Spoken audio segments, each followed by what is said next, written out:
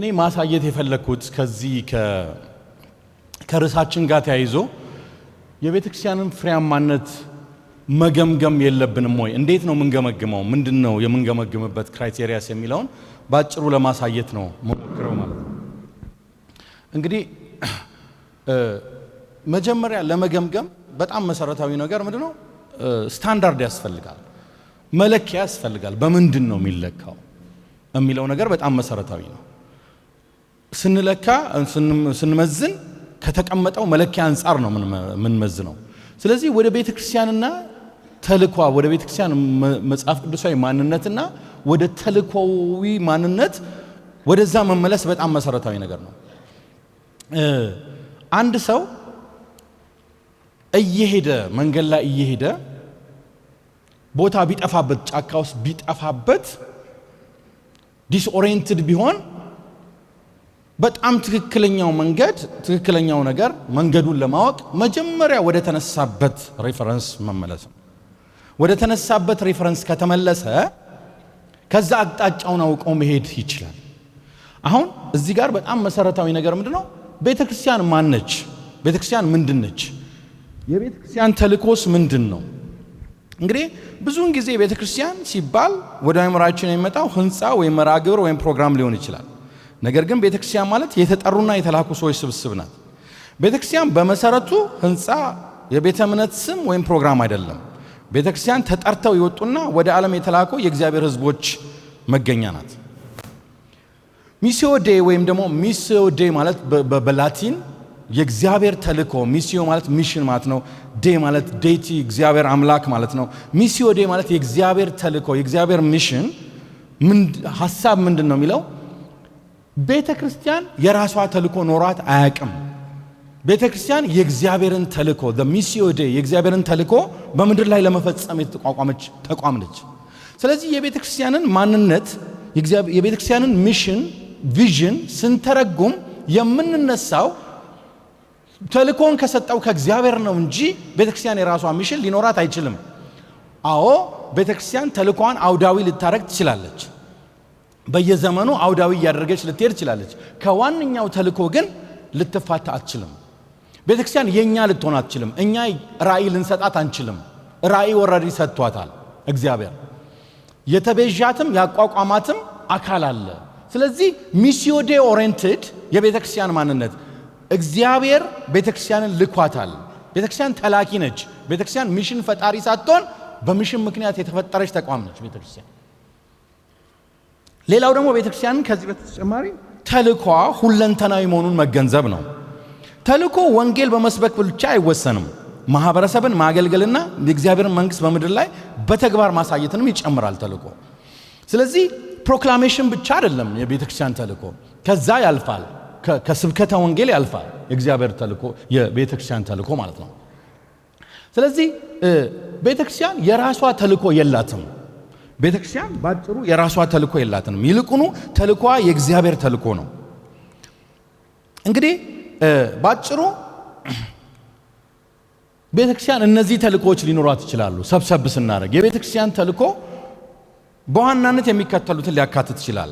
ወንጌልን ማወጅ፣ ደቀ መዝሙር ማድረግ፣ ክርስቶስን የሚመስሉ ማህበረሰብን መገንባት፣ ማህበረሰብን ማገልገልና ለእግዚአብሔር መንግስት ምስክር መሆንን ሊያካትት ይችላል። ከዚህም ምናልባት ሰፋ ሊል ይችላል በደንብ የእግዚአብሔርን ቃል ካጠናን ማለት ነው። ለማለት የፈለግኩት ለምዘና መለኪያ በጣም መሰረታዊ ነው። መለኪያው ደግሞ የሚመሰረተው ተልእኮን ከሰጠው ከእግዚአብሔር ነው። ቤተክርስቲያን የራሷን መለኪያ ልታወጣ አትችልም። አዎ እኛ የራሳችንን መለኪያ ካወጣን ባወጣነው መለኪያ መሰረት ተሳክቶልናል ልንል እንችላለን። ዋናው ግን ልኬታችን እንደ እግዚአብሔር ቃል ትክክል ነው ወይ ነው። እና ቤተክርስቲያን የራሷ ሚሽን ኖሯት አያውቅም። ቤተክርስቲያን የእግዚአብሔር ሚሽን ነው የምታስፈጽመው። በሌላ አባባል ቤተክርስቲያንን የፈጠረችው ሚሽን ቤተክርስቲያንን ፈጠረ እንጂ ቤተክርስቲያን ሚሽንን አልፈጠረችም። ሚሽን ባለቤት ቤተክርስቲያን አይደለችም፣ እግዚአብሔር ነው። So mission created the church, not the vice versa. አገልብጠን ልናነበው አይገባም። ለተልእኮ ነው የተፈጠርነው፣ የምንኖረውም ለተልእኮ ነው። ይህንን ካልክ በኋላ ሁለተኛ ሐሳብ ማንሳት የምፈልገው ለፍሬያማነት ለመጨነቅ ለምን አስፈለገ? ዚት ሪሊ ለፍሬያማነት መጨነቅ በጣም አስፈላጊ ነው ወይ? እኔ አንድ ነገር ጠንከር ያለ ቃል ቢሆንም አንድ ነገር ግን መናገር እፈልጋለሁ። ሰው ከድነቱ በኋላ ሊጨነቅበት የሚገባ ዋነኛ ነገር ፍሬያማነት ነው ብዬ አምናለሁ። ፍሬያማ ያልሆነ ህይወት እድሜን ማባከን ነው፣ ህይወትን ማባከን ነው። ፍሬያማ ያልሆነ ህይወት በጣም አደገኛ ነው።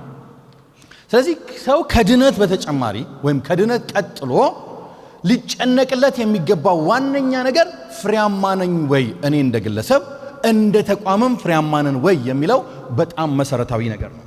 እግዚአብሔር የፈጠረውን አካል ሁልጊዜ እንዲያፈራ ይፈልጋል። ብዙ ተባዙ ምድርንም ሙሏት፣ ሂዱ ፍሬ እንድታፈሩ ለዚህ ፍሬ ላኳችሁ፣ ብዙ ፍሬ ብታፈሩ ደግሞ በዚህ አባቴ ይከበራል። ፍሬያማ ለመሆን መጽሐፍ ቅዱስ ውስጥ በአብዛኛው የሚገለጠው ባለመታዘዝ፣ ቅድም ወንድማችን ቄስ ትግስቱ እንዳለው ትኩረት መስጠት ባለብን ነገር ላይ ትኩረት ባለመስጠት፣ ሌሎችን እየተመለከተን ሌሎች ላይ በመፍረድ እኛ አይኖቻችንን እኛ ላይ ባለማድረግ፣ በእነዚህ በመሳሰሉ ምክንያቶች ሊመጣ የሚችል ጉዳይ ሊሆን ይችላል ፍሬያማ ለመሆን። ስለዚህ ፍሬያማነት አማራጭ ያለው ጉዳይ አይደለም። ፍሬያማነት እግዚአብሔር ከህዝቡ የሚጠብቀው ዋነኛ ነገር ነው። ፍሬያማ ያልሆነ ይቆረጣል፣ መጽሐፉ እንደሚለው ይቆረጣል። ሶ ጋድስ ኤክስፔክቴሽን ነው ፍሬያማነት። የሚፈጥረውን በሙሉ እንዲባዛ እንዲያፈራ ይፈልጋል። ከዛ በተረፈ ፍሬያማነት እግዚአብሔርን ያከብራል። ብዙ ፍሬ ብታፈሩ በዚህ እግዚአብሔር ይከበራል፣ በዚህ አባቴ ይከበራል እንዳለ ማለት ነው። ስለዚህ ፍሬያማነት እውነተኛ እምነትን ያረጋግጣል፣ የእግዚአብሔርን ማንነት ያንጸባርቃል እና ክርስቶስ በዓለም ውስጥ እንዲታይም ያደርጋል። እግዚአብሔርን ያከብራል። ሌላውና ሶስተኛው ፍሬያማነት ላይ ትኩረት ማድረግ ያለብን ፍሬያማነት የክርስቶስ ማህበረሰብን ያስቀጥላል። በታሪክ እንደምናየው ዋነኛ ቁም ነገር የሆኑ ጉዳዮች ላይ ያተኮሩ ቤተክርስቲያናት ቀጥለዋል፣ ከዘመን ዘመን ቀጥለዋል። ማይሆን ነገር ላይ ደግሞ ከላይ ያሉ ነገሮች ላይ ያተኮሩ ቤተክርስቲያናት ለጊዜው ኖረው ለጊዜው ታይተው ከዛ በኋላ ጠፍተዋል። ስለዚህ ፍሬያማነት ትውልድን የማስቀጠል ጉዳይ ነው። ቤተክርስቲያን ጄነሬሽናል ኢንተርጄነሬሽናል እንድትሆን የማድረግ ጉዳይ ነው ፍሬያማነት እና በጣም መሰረታዊ ጉዳይ ነው። ሌላው ማንሳት ፈልገው እንግዲህ መጽሐፍ ቅዱሳዊ የሆኑ ቁልፍ የፍሬያማነት መለኪያዎች ምንድናቸው? አንዱ ግልጽ የሆነው ነገር ለእናንተ እንደ ቤተክርስቲያን መሪዎች ብዙ ልሰብከው ማያስፈልገኝ ነገር መንፈሳዊ ለውጥ ወይም ክርስቶስን መምሰል የሚለው ሐሳብ ነው። እንግዲህ ሰው አንድ መሪ ሊጠይቀው የሚገባው የመሪነት ጥያቄ ምንድነው? ሰዎች በባህሪና በኑሮ ክርስቶስን የመሰሉ ነው ወይ የሚለው በጣም መሰረታዊ ነገር ነው። ይሄ ከሌለ ቤተክርስቲያን ተልኳን እየተወጣች አይደለችም ማለት ነው። የመንፈስ ፍሬ ክርስቶስን መምሰል መሳሰሉ ነገሮች መለኪያ መሆን አለባቸው። ሌላው ደቀ መዛሙርት ማድረግና የሚባዙ ደቀ መዛሙርትን ማፍራት። ይኸውላችሁ ደቀ መዝሙር ማድረግ ብቻ አይደለም ተልኳችን። ደቀ መዛሙርት ራሳቸውን የሚያባዙ እንዲሆኑ ነው ዋናው ዓላማችን። መልቲፕሊኬሽን ነው። እነሱ ራሳቸውን እያባዙ ከሄዱ እስከ ዛሬ በእነዚህ 2-3 ቀናት ስንለው እንደነበረው ዓለምን የመውረስ እድል አለ። ደቀ መዛሙርት ራሳቸውን ማባዛት ካቆሙ የሆነ ቦታ ከቆመ ስራው ያው ተልኮ ኤቨንቹዋሊ ይሞታል ማለት ነው። በጊዜ ሂደት እየሞተ ይሄዳል ማለት ነው። ስለዚህ ደቀ መዛሙርት ብቻ ሳይሆን እኔ አንድ ተጨማሪ ቃል ልጨምርላችሁ ፈልጋለሁ። የሚባዙ ደቀ መዛሙርት የሚለውን ሐሳብ ይዛችሁ ብትሄዱ ደስ ይለኛል ማለት ነው።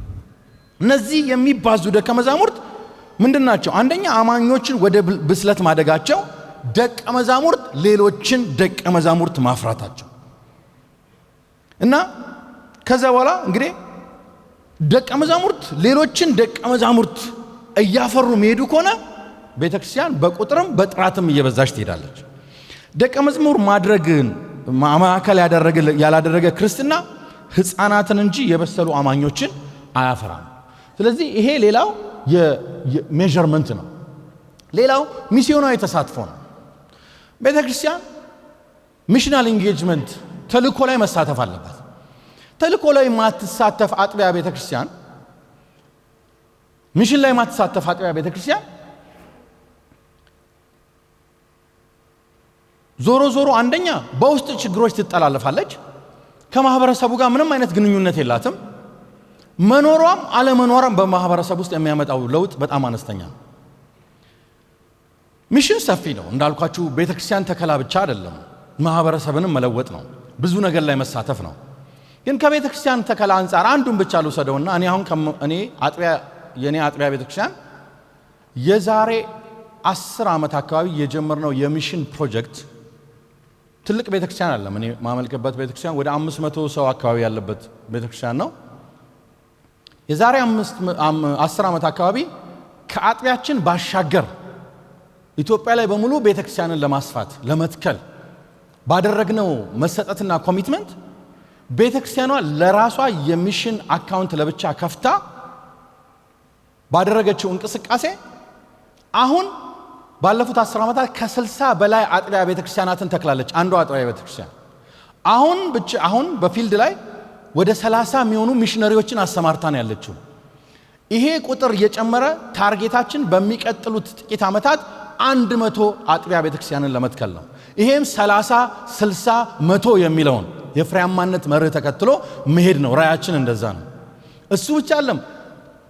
በቅርብ ጊዜ ዋና ሲኒየር መጋቢያችን የነበረው ሰው ወደ ኢራቅ ሚሽነሪ ሆኖ ሄዷል።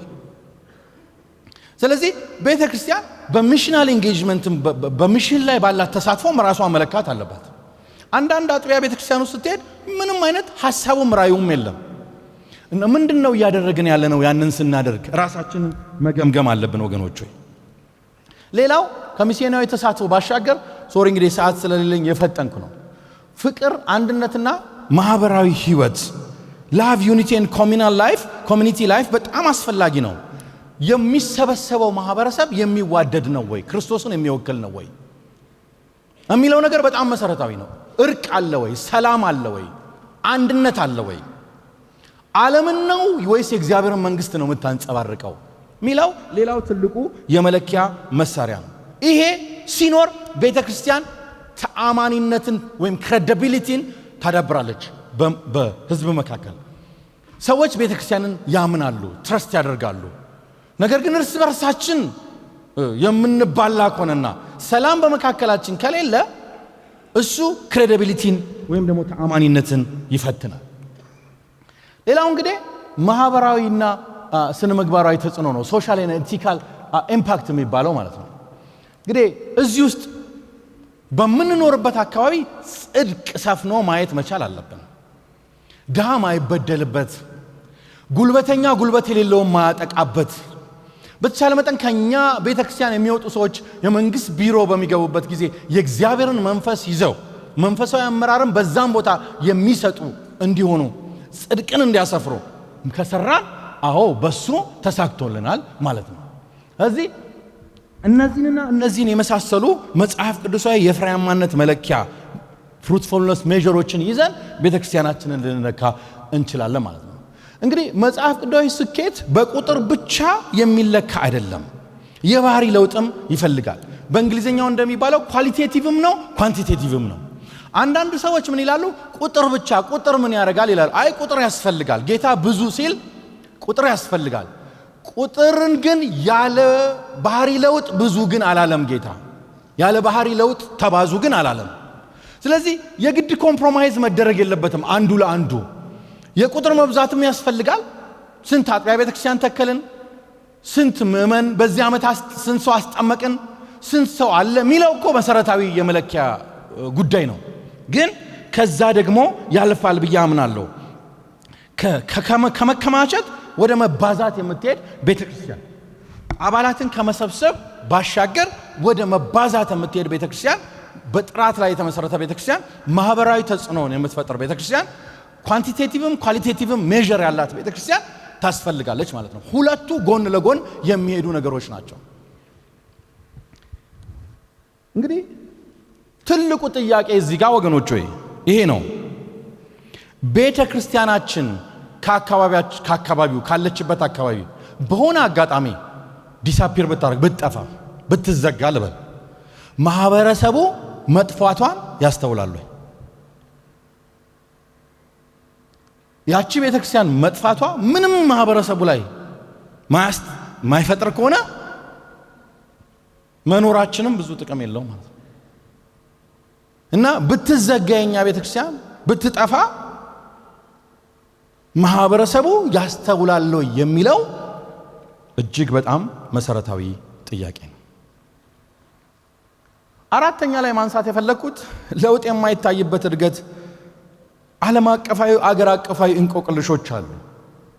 በዓለምም በአገር ውስጥም ክርስትና በቁጥር እየበዛ ነው። ነገር ግን ማህበረሰቡን ለለውጥ ሲለካ በለውጥ አንፃር ግን እጅግ አነስተኛ ነው። አብያተ ክርስቲያናት ሞልተዋል፣ ሙስና ግን ቀጥሏል። ባለፉት ዓመታት አንድ በጣም ካሳዘኑኝ ነገሮች እኔ አገልግሎቴን ሲጀምር የዩኒቨርሲቲ ተማሪዎችን በማገልገል ነው የጀመርኩት። ዛሬ ኢትዮጵያ ላይ ፊት ለፊት ያሉ መሪዎች ከሚባሉት ውስጥ ብዙዎቹን በዩኒቨርሲቲ አገልግሎት አገልግያቸዋል። አንድ ወንድም አብረን ወንጌልን ያገለገልን ወንድም እዛ ዩኒቨርሲቲ በሚማርበት ጊዜ አዲስ አበባ ዩኒቨርሲቲ በወንጌል ህይወቱ በቃ የተነከረ ወንጌልን ሳይመሰክር ውሎ የማያድር ልጅ ከወጣ በኋላ የህይወት አቅጣጫ ወደ ፖለቲካ መርቶት አሁን አገሪቱ ውስጥ አሉ ከሚባሉ ፖለቲከኞች አንዱ ነው። እኔ ቀድም ቄስ ትግስቱ እንዳለው ጥሬን አውቄ ነው የምሄደው። ጌታ የሰጠኝን ነገር ነው የምሰራው። እዚህም እዛም አልደባልቅም፣ አልገባም። ስለዚህ መስመሬን ጠብቄ ነው የምሄደው። አንድ ጊዜ ግን አንድ በጣም ሲሪየስ ችግር ተገጠመኝና የግድ ለዚህ ወንድም መደወል ነበረብኝ። ደወልኩለትና እንደዚህ አይነት ነገሮች እየተከሰቱ እንደሆነ እናንተ አካባቢ ታውቃለህ ወይ? መረጃውስ አላችሁ ወይ? እንዲህ አይነት ነገር እኮ እየተፈጠረ ነው። ፍትህ እየተጓደለ ነው። ሰዎች እኮ እየተቸገሩ ነው። አይዞ ወንድሜ አጽናናኝ፣ አይዞ ያው ይፈጠራሉ እንዲህ አይነት ነገሮች። ደስ እንዲል አንድ ነገር ልንገር አለኝ። ይሄን አካባቢ እኮ የምናስተዳድረው ሰዎች 80% የምንሆነው እኮ የወንጌል አማኞች ነን። አንተ ደስ ሊልህ ይገባል አለኝ። እኔ ወደ ቤት ሲሄድ የዛን ቀን ግን በህይወቴ በጣም ዲስከሬጅድ የሆንኩበትና ወንጌል ማገልገልስ አለብኝ ወይ ብዬ ራሴን የጠየቅኩበት ጊዜ ነው። ለምን እሱ በቁጥር 80% ሰዎች እዛ ጋር ስላሉ ደስ ይበል ሲለኝ፣ እኔ ደግሞ የ80%ቱ ተጽዕኖ የታለ ነው የኔ ጥያቄ። 80% ከሆናችሁ አካባቢያችሁ ይሄን ነው ወይ መምሰል ያለበት? እኛስ የለፋነው ነገር ምንድነው ለውጡ? ከጥግ ጀምሮ አሳድገን ልጆችን ለፍተን ደቀ መዝሙር አድርገን ትልልቅ ቦታ ከደረሱ በኋላ የክርስቶስን ባህሪያ የማይወክሉ ሰዎች እየሆኑ ወገኖች ወይ ቤተክርስቲያን መለካት አለባት። ቁጥር ብቻ ምን ያደርጋል? አዎ በቁጥር እየበዛን ነው። 80% እንደዚህ ደርሰናል አመራር ላይ።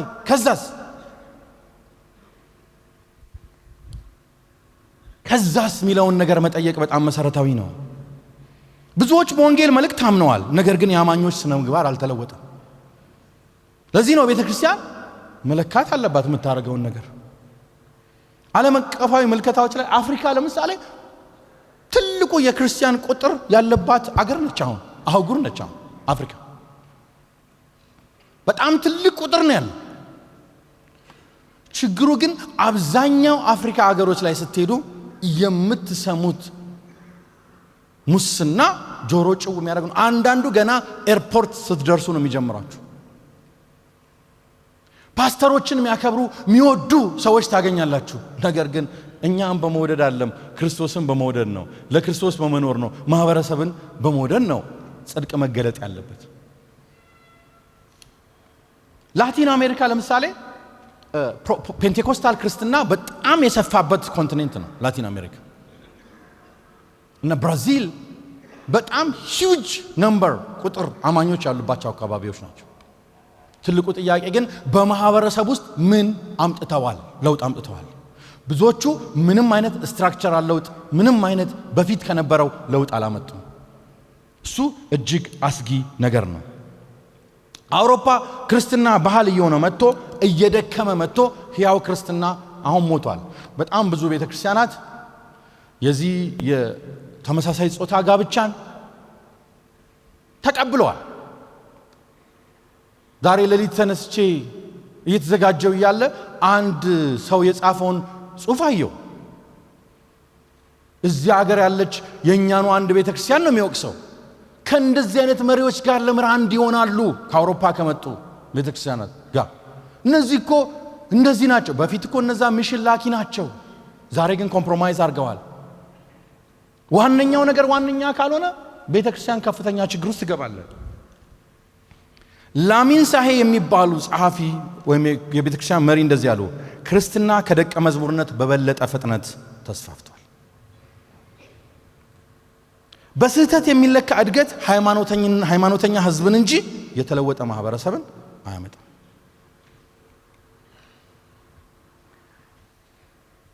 እየጨረስኩ ነው። የተሳሳቱ የፍሬያማነት መለኪያዎች ምንድን ናቸው?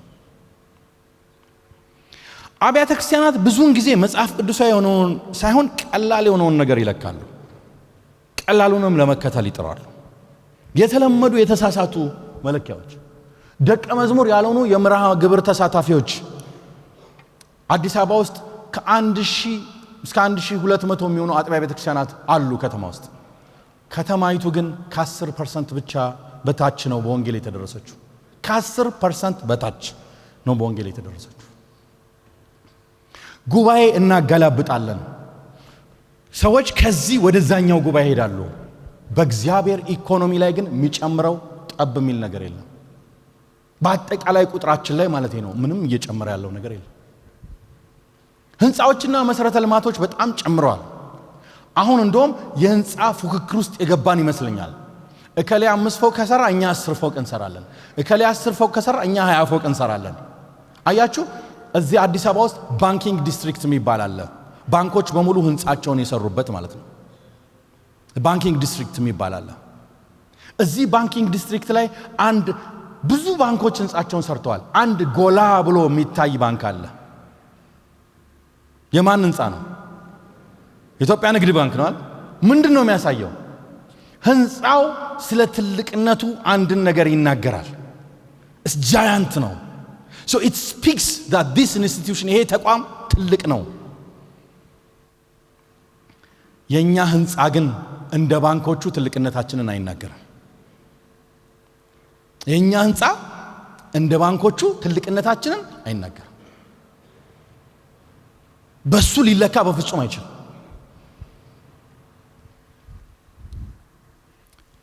ፕሮግራሞች፣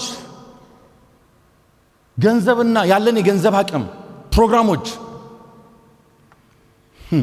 ፌም፣ ታዋቂነት፣ ዝና፣ የሚነዱት መኪና፣ ያላቸው ቤት ውድር ነው። በቃ ነገር ያለን ቤት፣ የምንነዳው መኪና ምናምን።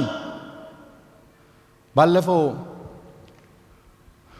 ባለቤቴ እኔ በሌለውበት የሆኑ ሰዎች ይጸልዩላታል። ጥሩ ሰዎች ናቸው የሚጸልዩት እኮ ቅን ሰዎች እየጸለዩ ነበር። እየጸለዩልን ለቤተሰባችን ነው የሚጸልዩ። መታ ትነግረኛለችና ጌታ ሆይ እባክህ ባርካቸው፣ የሚኖሩበት ሰፈር እንኳን አይመጥንም ብለው ጸልዩዋለች። እና ምንድነው ይሄ? የእግዚአብሔር አገልጋይ ከሆንክ አንተ የምትኖርበት ሀገር፣ የምትኖርበት ሰፈር፣ የምትኖርበት ቤት። ስለዚህ መታ እንደዛ አለችኝ። ሲጸልዩልን እኮ እንደዚህ ብለው ለኛ በጣም በማዘን ጸለዩልን አለች። እኔ አሁን በጣም ጥሩ ሰፈር ብገባ አልጠላም፣ ግን ምኖርበት ሰፈር ከአገልግሎቴ ጋር በፍጹም አያያዝም። የማመጣው ኢምፓክት ጋር በፍጹም አያያዝም። በሱም ውስጤ ተነቃንቆ ማያቅም፣ ከፍ ብሎም ዝቅ ብሎም ማያቅም። ነገር ግን በጣም በቃ አሁን ሚዲያዎችን ጎግል አድርጉ። ስለ ፕሮቴስታንት፣ ስለ ኢቫንጀሊካል ፓስተሮች የሚወራው ነገር ጆሮን ጭው የሚያደርግ ነው። አንድ ሰው በግቢ ውስጥ ይሄ ሁሉ መኪና ምን ያደርግለታል? ምን ያደርግለታል? ይሄ ሁሉ ድሃ ባለበት ሀገር ምንም አይነት ሎጂክ መስጠት አያስፈልግም። በቃ ድሃ ሀገራችንን ሞልቷል። ይሄ ሁሉ መኪና አያስፈልገንም። በቃ ይሄን የሚያክል ቤት አያስፈልገንም። በቃ አያስፈልገንም። ኢየሱስ ቢሆን ምን ያደርጋል? እኔ አገልጋይ ድሃ ይሁን አላልኩም። እሱም አቋሜም አይደለም። ግን ሁለት ጽንፎች አሉ።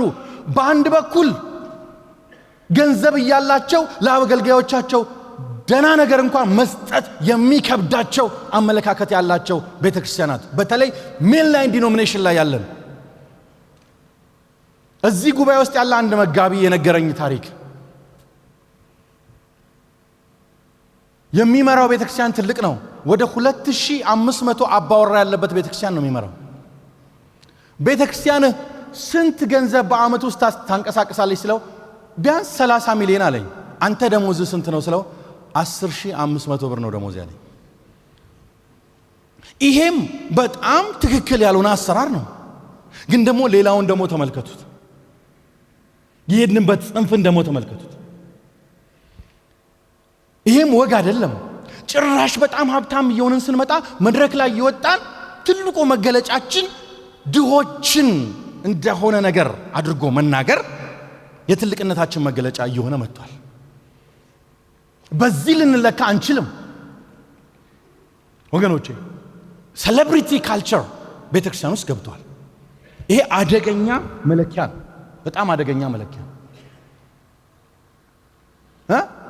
የምንለካው ነገር የምንከተለው ዓላማና ማንነታችንን ይቀርጻል። ይሄ ነገር መዘዝ አለው፣ መንፈሳዊ መዘዝ አለው። ሰው በጸሎትና በእግዚአብሔር ላይ እንዳይደገፍ ያደርገዋል። ሰው የይስሙላ ክርስትናና የደከመ ስነ ምግባር ላይ፣ ምክንያቱም ገንዘቡን እስከፈለኩ ድረስ ካራክተሩን ቻሌንጅ አላደርግም፣ ይስሙላ ላይ አተኩራለሁ። አይ መጀመሪያ ጌታ አንተን ነው የሚፈልገው። በቀደም አንድ ስልጠና ላይ አንድ ወንድም እንደዚህ አለ። አንድ ከተማችን ውስጥ ያለ ወንድም ለቤተ ክርስቲያን በታማኝነት አስራቱን ይልካል አለ። የሚልከው ገንዘብ በጣም ትልቅ ነው፣ ቀላል አይደለም የሚልከው አለ። እሱ የቤተ ክርስቲያን ሽማግሌ ነው፣ ፓስተር ነው። የሚልከው ገንዘብ ትልቅ ነው፣ ለቤተ ክርስቲያኗ ጠቃሚ ነው። ግን እሱ ቤተ ክርስቲያን መጥቶ አያውቅም። ከዛ በኋላ በየወሩ የሆነ ወንድም አለ ዲያቆን ሄዶ እሱ እንዲቀበል ነው የሚደረገው። ከዛ ለዚህ ወንድም ከዚህ በኋላ ሄደ አትቀበል ገንዘቡን አልኩት አለ። ከዛ በኋላ ለምንድን ነው አትቀበል ብሎኛል ሲለው፣ ለምን ሲለው፣ አይ መጀመሪያ አንተን ነው የምንፈልገው፣ አንተ ቤተ ክርስቲያን እንድትመጣ እንፈልጋለን ስለው፣ ጥጋበኛ ስንት የሚፈልገኛል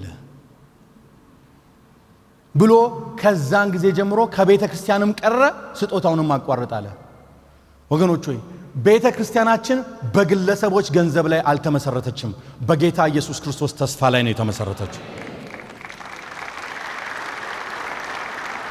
ሚሽኑን የጀመረውም የሚያስቀጥለውም ጌታ ኢየሱስ ነው። አያችሁ፣ መዘዝ አለው። ያልሆነ ነገር ምን ለካ ከሆነ ሰዎች የይስሙላ ክርስትና የደከመ ስነ ምግባር ውስጥ እየገቡ ይመጣሉ። እኛም ኮምፕሮማይዝ እናደርጋለን። ካስፈለገ እንደ ጳውሎስ ለሊት ሰርተን ቀን እናገለግላለን እንጂ የክርስቶስን ወንጌል ኮምፕሮማይዝ ማድረግ የለብን። ሌላው ወገኖች ሆይ የመሪነት መዘዝ አለው። በቁጥር ብቻ ያተኮረና የአመራር ዝነኝነትና ጥማት፣ ሴሌብሪቲ መታወቅ ምናምን። አንድ ነገር ልንገራችሁ። ሰሞኑን የሰማሁት አንድ ልጅ አንድ ጉባኤ ላይ ፒያኖ ይጫወታል።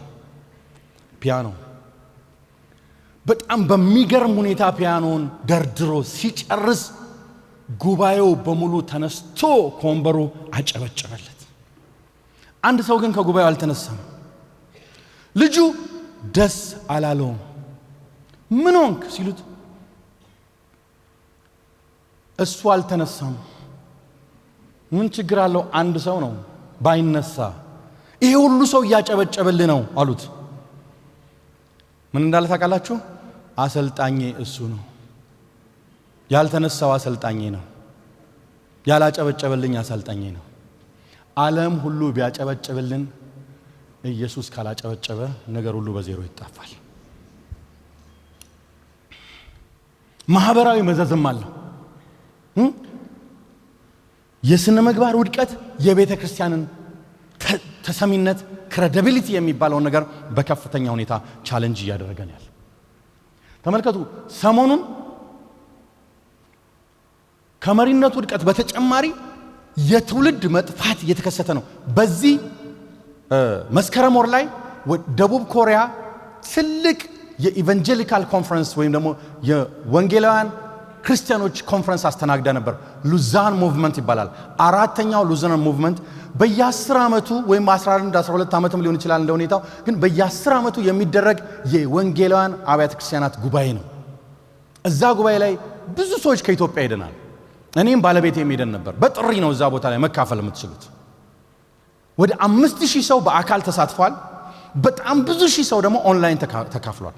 ስብሰባው የወንጌላውያንን አብያተ ክርስቲያናትን የሚቀጥለውን ዘመን አቅጣጫ የሚያሳይ ጉባኤ ነው። ትልቅ ጉባኤ ነው እውነትም። እኔ ግን ደንግጬ የመጣሁት ነገር አለ። እዛ ያንን ሆስት ያደረገችው ያንን ፕሮግራም ያስተናገደችው የኮሪያ ቤተክርስቲያን የአብያተ ክርስቲያናት ቦርድ ሰብሳቢ የሆኑት ሬቨረንድ ወይም ቢሾፕ እንደዚህ የሚል ነገር ተናገሩ። በኮሪያ ውስጥ ክርስትና ከ30 ወይም ከ35% ወደ 20% ዲክላይን አድርጓል ቁጥሯል። ለምን? ወጣቱ ሂፖክራሲ፣ ማስመሰል፣ የቤተ ክርስቲያንን ክሬዲቢሊቲ እየናቀ ወደ ቤተ ክርስቲያን መምጣት ትቷል። እንደ ኮሪያ ቤተ ክርስቲያን ያለች ጠንካራ ቤተ ክርስቲያን ወጣቱ ቤተ ክርስቲያን መሄድ አይፈልግም። ይሄ ትውልድ እየጠፋ ነው። ለምን? ይሄ ትውልድ ማስመሰል፣ ሂፖክራሲ አይወድም። የምንናገረው ሌላ የምንኖረው ሌላ ከሆነ ልጆቻችንን ቤተክርስቲያን ማምጣት አንችልም። እመኑ። ስለዚህ የተሳሳቱ መለኪያዎች ጊዜያዊ ስኬት ሊያመጡ ይችላሉ፣ ነገር ግን የዘላለም ኪሳራን ነው የሚያመጡት። ማጠቃለያ፣ ወደ መጽሐፍ ቅዱሳዊ ፍሬያማነት መመለስ። በመጀመሪያ እግዚአብሔር የፍሬዎች ሁሉ ምንጭ ነው። መጽሐፍ ቅዱስ ያለ እኔ ምንም ልታደርጉ አትችሉም። ሁለተኛ፣ መሪዎች ባለአደራዎች እንጂ ባለቤቶች አይደሉም። መሪዎች የሚመዘኑት በታማኝነታቸው ባገለገሉት ታማኝነት ነው እንጂ በታዋቂነታቸው አይደለም። መለኪያዎቻችንን እንደገና የመመርመር ጥሪ። ምን እንሰራለን? ምን ሪፖርት እናደርጋለን? በዚህ ዓመት የግሬት ኮሚሽን ሚኒስትሪ ኢትዮጵያ ዓመታዊ ሪፖርት ተሰርቶ ለቦርዳችን ቀረበ። በጣም የተባረኩ የቦርድ አባላት ነው ያለው። የቦርድ አባላቶቻችን ሪፖርቱን አገላብጠው ካዩ በኋላ ቻሌንጅ አደረጉኝ። ይሄ ሪፖርት ግርማ እውነት አይመስልም፣ አንዳንድ ነገሮችን ሄደ ቼክ አድርጋሉኝ። እኔም ቻሌንጁን ወሰድኩ። ሄጄ አንዳንድ ነገሮችን ማጣራት ጀመርኩ። ሳናስበው የቁጥር ምኞት ውስጥ ገብተናል። በቃ ቁጥር ማግዘፍ ውስጥ ገብተናል ሳናስበው። እግዚአብሔር ይባርካቸው፣ ቻሌንጅ አደረጉን፣ አስተካከሉ። በጣም ብዙ ነገሮችንም ድሮፕ አደረግን። ይሄ የግድ ሪፖርት መደረግ የለበትም የሚሉትን ነገሮች አወጣን። በቃ በጣም የቁጥር ውድድር ውስጥ መግባት የለብንም። ከአሜሪካን ጋር የምትሰሩ አንዱ ትልቁ ቻሌንጅ አሜሪካን ቁጥር ይወዳሉ። ነምበር ኦሪየንትድ ናቸው በጣም። በቃ ምን እንደው እንትን ሲሉ ራሱ 10 ብር $1 ከሰጠው ስንት ሰው በወንጌል ትደርሳለህ ነው ብለው ነው እንትን የሚሉት። ላይክ ፐር ዶላር ፐር ፐርሰን ነው የሚለኩት ማለት። ወገኖች ወይ ከዛ መውጣት መቻል አለብን። ያ ነገር የራሱ አደጋ ስላለው ማለት። ቁጥር ስህተት ነው አላልኩም።